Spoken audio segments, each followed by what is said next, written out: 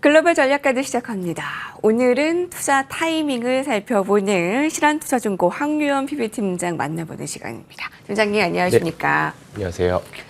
우리 증시가 쉬는 동안 미국에서 네. 아주 주요한 PC 물가지표가 발표가 네. 됐습니다. 이 물가지표 발표 상황을 보고 9월의 금리 인하에 좀 힘을 실어준 것 같다라는 분석이 있는 반면에 이번에 좀 9월 금리 인하 확신 줄 만큼의 성적은 아니다라는 분석도 있는데 어떤 쪽이세요?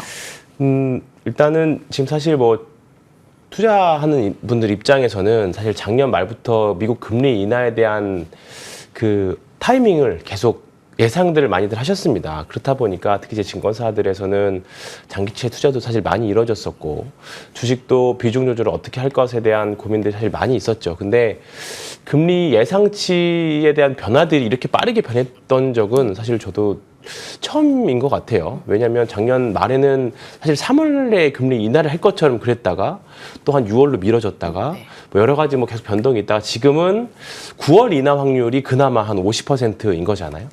근데 이제 우리 큰 그림으로 보고 가는 거는 인하를 하긴 할 건데 언제 할 것에 대한 고민인 것은 맞는 것 같아요. 그 부분이 가장 더 중요한 것 같습니다. 하기는 할 건데. 근데 이제 그 부분들이 이제 나중에 지금 사실 물가가 잡히면 물가에 따라서 이제 금리 인하를 하는 방법이 하나가 있을 거고 보험적 금리 인하를 하는 방법이 있을 거고요. 그리고 아니면 이제 고금리로 계속 유지되다가 경기가 살짝 이제 둔화되면서 경기를 이제 보조하기 위해서 금리를 인하를 하게 되면 좀 주식시장이 좀 크게 하락할 것 같다라는 전망들이 있습니다. 이제 이 두 부분을 놓고 사실 투자자분들이 계속 고민을 하고 계시는 것 같은데 일단 섣불리 지금 뭐 6월달 금리 인하는 솔직히 좀 확률이 거의 낮은 것 같고요. 이제 9월달 인하로 보는 것 같은데 사실 그 부분도 사실 좀 더 지나가 봐야 되겠죠. 근데 다만 우리가 이거를 단순하게 9월달 금리 인하를 합니다, 안 합니다를 떠나서 일단은 9월달 가게 되면 미국 선거도 있고요.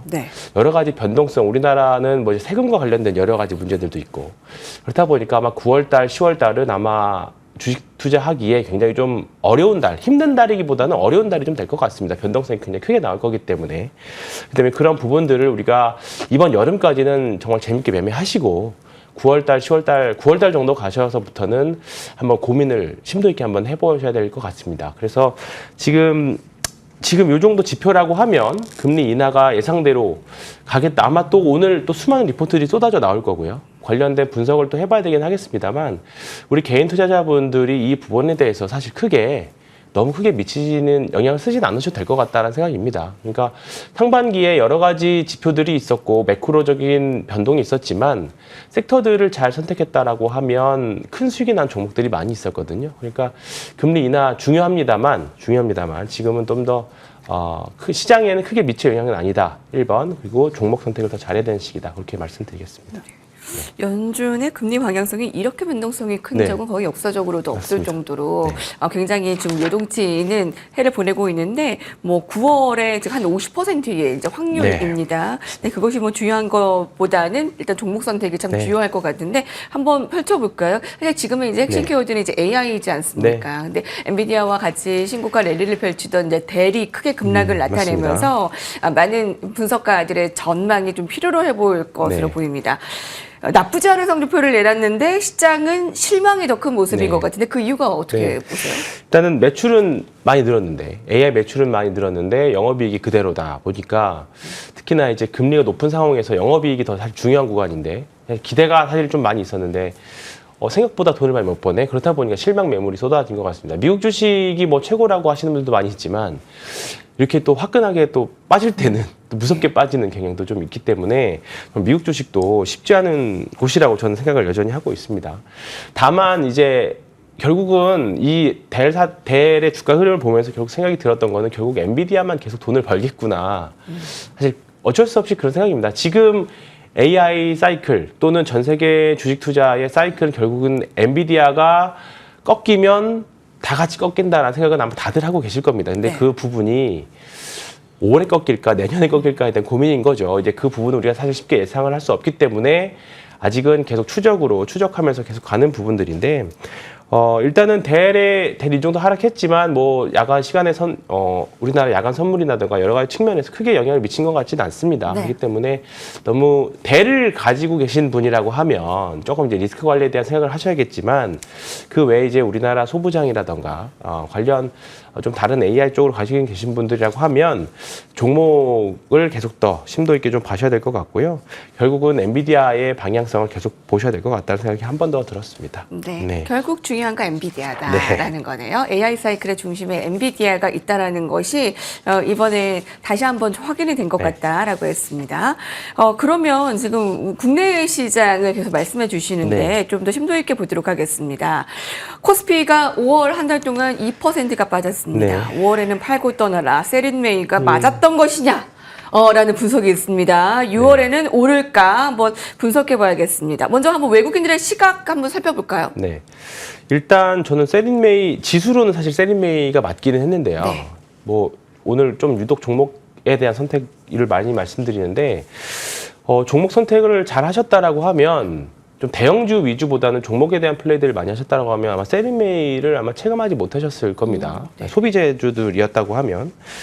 다만 우리가 이제 외국인 수급을 계속 본다라고 하면요. 최근에는 우리나라 주식시장 자체가 외국인들 선물 매매 동향에 의해서 굉장히 조금 반요동을 치고 있기는 합니다.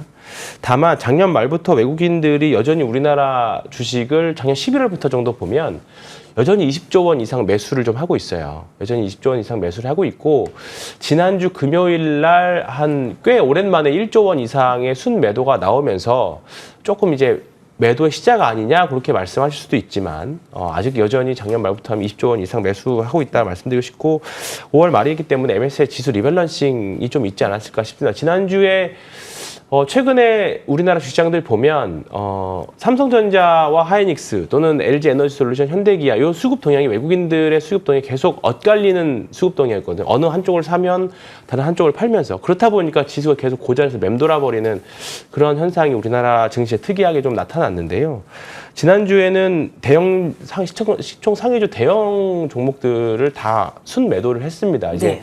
이 부분들을 이제 MSCI 리밸런싱 때문에 그러지 않았을까 그 생각을 좀 하고 있어서 이번 주 흐름이 사실 좀 중요할 것 같아요. 일단은 뭐 어쩔 수 없이 기계적인 패시브 자금에 의한 수급이었다면 이번 주에는 조금 다시 되사주는 그런 흐름이 좀 나와야 되거든요. 그런 부분들을 한번 좀 들어오는지 기대를 해보고 있고요. 일단 지금 외국인 선물 매도도 지금 지난 3월 달 만기 이후에 4만 계약 이상으로 순매도 나오고 있습니다. 이 정도면 외국인들 충분히 이제 매수로 들어올 수 있는 구간이라고 생각하기 때문에 일단은 지수 부분, 수급적인 영향 부분들은 이제는 좀 다 나온 것 같습니다. 매도가. 그렇기 때문에 네. 이번 주는 한번 반등을 6월 달은 한번 반등을 기대해 볼 수 있을 것 같고요. 지난 주말에 나왔던 이제 수출 지표들도 조금 둔화되긴 했습니다만 반도체 관련 지표들도 좀 좋게 나왔고요. 화장품이나 여러 가지 다른 종목들도 섹터들도 좀 긍정적인 부분들이 나왔기 때문에 이번 주 한 주는 한번 좀 기대해 보셔도 될 것 같습니다. 예. 네. 코스피가 하락률로 봤을 때는 이제 많이 빠진 것 같지만 네. 종목 선택을 잘하신 분들, 그러니까 소비재 쪽도 네. 가지고 계신 분들은 그게 그렇게 뭐 크게 맞습니다. 나쁜 5월은 아니었다라는 네. 말씀을 주시고요. 외국인들 입장에서는 아직까지 뭐 완전 뭐 팔고 있다라고 얘기하기에는 섣부르다. 네. 아직까지는 연간으로 봤을 때는 매수 우위고 이제 팔 만큼 좀 팔지 않았나. 네. 이제 6월에는 조금 기대해 봐도 되지 않겠느냐라는 힌트를 주었습니다. 자, 전망 전략 쪽에서는 잠시 후에 듣도록 네. 하고요. 조금 더 구체적으로 그런 반도체 우려감에 대해서 좀 살펴볼게요. 네. 자, 이번에 이제 HBM에 이어서 기업용 SSD까지도 치열한 경쟁을 벌이고 있습니다. 삼성전자, SK하이닉스의 앞으로의 승부의 결과 좀 네. 예측해 본다면요. 네. 우리가 삼성전자, 하이닉스는 사실 HBM 때문에 조금 좋은 흐름을 보여주고 있고, 삼성전자는 상대적으로 굉장히 좀 부진한 흐름을 좀 보여주고 있죠. 근데 삼성전자 투자하시는 분들이 결국 이제 하반기 쪽 기대를 하고 있는 게 이제 낸드 쪽입니다. HBM이 성장하고 나면 그에 따라서 디램이나 낸드 쪽도 같이 수요가 필요한 부분들, 그리고 최근에 나온 이제 전망치들을 보면 이제 AI PC와 관련된 이슈들이 많이 있었죠. 사실 델 컴퓨터도 그런 이슈가 좀 같이 있었는데요. AI PC, AI와 관련된 우리가 일상생활 안에 AI가 들어오는 게 PC가 가장 먼저 빠릅니다. PC가 먼저 빠르고 그 다음이 이제 스마트폰 같은 다른 엣지 디바이스가 될 건데요. 이 부분들이 사실 하반기에 기대를 하고 있는 거고 그렇다 보니까 지금 이제 기업용 SSD지만 이제 하반기로 갈수록 이제 개인용 이제 PC에 들어가는 SSD까지도 왜냐하면 그 거대 소프트웨어들을 돌리기 위해서는 SSD가 이제 고용량의 SSD가 필요하기 때문이거든요. 근데 이 부분에서 압도적 1위를 여전히 하고 있는 게 삼성전자고 그 이제 2위가 하이닉스가 되고 있는 부분들입니다. 사실 이 부분들이 하반기에 어느 정도 조금 삼성전자를 기대하게끔 하고 있는 부분들인 거죠. 그리고 그와 관련된 낸드 투자와 관련된 소부장들도 여전히 많이들 관심 갖고 계시는 것 같고요. 이런 부분들이기 때문에 뭐 고용량 낸드 승부수 누가 이길 거냐, 삼성전자가 이길 거냐, 하이닉스가 이길 거냐 그 부분에 보지 마시고요. 네. 일단은 저는 정말 개인의 취향 선택이라고 봅니다. 삼성전자 가지고 있으신 분들이라면 여기서 굳이 매도하실 이유는 없을 것 같고요. 하이닉스도 마찬가지고요. 그리고 소부장 투자들도 마찬가지라고 생각합니다. 그래서 일단은 하반기까지는 9월 뭐 짧게는 좀 9월까지는 우리가 반도체와 관련된 섹터들은 HBM, 그다음에 DRAM, SSD, 낸드 이렇게 크게 세 파트로 나눠서 투자는 한번 해보시는 거는 저는 좋을 것 같습니다. 네.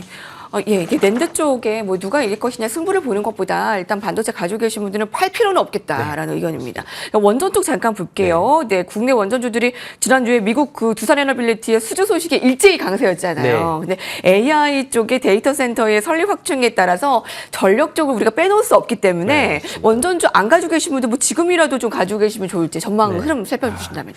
지난주에 이제 금요일 날 11차 전력 기본 수급 계획이 나오면서 관련 뭐 원전도 원전이지만 이제 다른 재생에너지까지도 들썩이는 흐름이 있었고요. 네.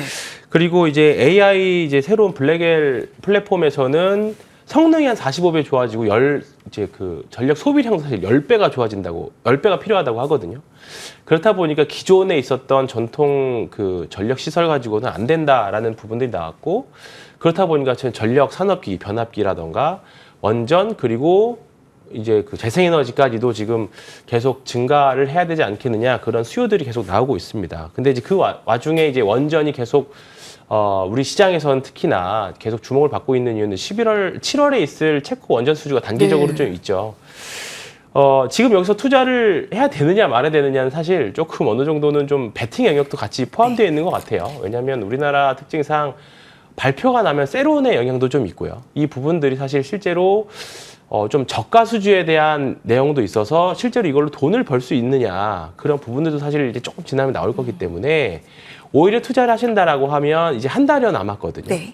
차라리 지금 정도 좀 해보시고 좀 리스크 관리 잘 하시는 상태에서 오히려 한 7월에서 이제 7월 발표할 때쯤에는 좀 전략 차익 실현에 대한 전략들을 한번 고민해 보시는 것도 저는 좋을 것 같습니다. 감사합니다. 아까 6월 증시 잠깐 힌트 주셨습니다만 어떤 자세 투자에 임하면 될까요? 6월도 조금 5월도 좀 힘들긴 했습니다만 6월도 좀 비슷한 난이도 될 것 같습니다. 특별한 대외적인 모멘텀이 없는 상황에서 계속 금리 인하나 금리와 관련된 전망에 대한 시그널이 조금 있으면 이제 블랙아웃 기간 들어가긴 합니다만 그런 변동성 모멘텀이 좀 소멸된 가운데서 실적 시즌도 끝났고요. 그러면 이제 사실 개별 종목들의 모멘텀 트레이딩, 뭐 이번 주에 있을 이제 지금 하고 있는 아스코라던가 하반기 계속 하계 모멘텀 있는 바이오들, 이제 금리 인하에 대한 이야기 나오면 당연히 바이오 쪽으로 아마 수급이 좀 당연히 좋을 수밖에 없겠죠. 그런 부분들까지. 그래서 지금은 지수를 너무 연연해 하실 필요는 없을 것 같습니다. 지수 크게 의미가 없는 것 같고 지수 투자 ETF 상품만 조금 피하시고요. 종목들 중에서 지금 잘 올라가고 있는 화장품이라던가 소비재들, 미국도 지금 극과 극이거든요. 네, 그렇기 때문에 뭐 갭 실적 잘 나온 그런 부분들 있기 때문에 좀 소비재들 위주 투자도 한번 고민해 보시면 좋을 것 같습니다. 네. 여기서 같이 인사드리겠습니다. 여러분 고맙습니다.